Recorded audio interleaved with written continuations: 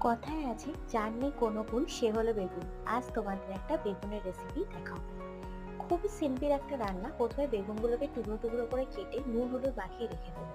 কড়াইতে অল্প তেল দিয়ে তার মধ্যে পেঁয়াজ রসুন কাঁচা লঙ্কা ভালো করে ভেজে নিয়ে তারপরে শিলনোড়ায় কালো সর্ষে বা সাদা সর্ষে লঙ্কা দিয়ে পেস্ট করে নেবে।